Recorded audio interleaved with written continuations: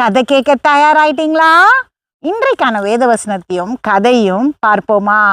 சில நேரம் ஒரு ஆதாயத்துக்காக நம்ம தன்மையை நம்ம மாத்திக்கிறோம், ஒத்து போகிற மாதிரி நம்ம மாத்திக்கிறோம். ஆனா அதனால நம்ம நிறைய கஷ்டப்பட வேண்டியது இருக்கும்.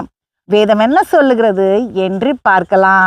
ரோமர் 12:2, நீங்கள் இந்த பிரபஞ்சத்திற்கு ஒத்த வேஷம் தெரியாமல் தேவனுடைய நன்மையும் பிரியமும் பரிபூர்ணமான சித்தம் இன்னதென்று பகுத்தறியத்தக்கதாக உங்கள் மனம் புதிதாகிறதுனாலே மறுரூபம் ஆகுங்கள். பார்த்தீங்களா வேதம் என்ன சொல்லுதுன்னு? நம்ம உலகத்துக்கு தக்கதா, அதாவது சூழ்நிலைக்கு தக்கதா வேஷம் தரிக்க கூடாதாம். ஏன்னா அப்படி நம்ம மாறும்போது தவறான காரியங்கள்ல ஈடுபடுறதுக்கு வாய்ப்பு இருக்கு. ஒரு காக்கா இருந்தது. அதுக்கு காலையில பயங்கர பசி. அது ஒரு கோபுரத்து மேல இருந்து பார்க்கும்போது சில சுற்றுலா பயணிகள் அங்க இருந்த புறாக்களுக்கு தீனி போட்டுட்டு இருந்தாங்க.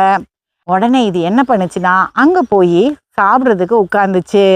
ஆனா சாப்பாடு புறாவுக்கு கொடுத்தாங்க, இந்த காக்காவை ஷூன்னு விரட்டி விட்டாங்க. இந்த காக்காவுக்கு ஒன்றும் புரியல. ஒருவேளை நம்ம கருப்பா இருக்கிறதுனால தான் இப்படி நடக்குதுன்னு யோசிச்சுட்டே பறந்துட்டே இருந்தது. அப்போ ஒரு வெள்ளை பெயிண்ட் டப்பாவை அது பார்த்துச்சு. இது அந்த பெயிண்ட் டப்பாக்குள்ள போய் தன்னையே வெள்ளையா மாத்திக்கிச்சு.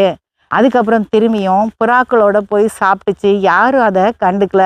சாயங்காலம் நல்லா சாப்பிட்டுட்டு தன்னுடைய காக்கா கூட்டத்துக்கு கூட போய் சேர முயற்சி பண்ணுச்சு.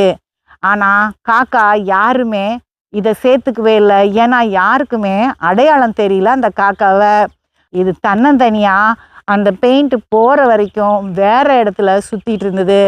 நம்ம ஒத்து போகணும்னு நினைச்சு சில காரியங்களை செய்யும் போது நம்மளுடையதை இழக்க வேண்டியது இருக்கும். நாமளாவே இருக்கணும். அடுத்த கதையில் சந்திப்போம்.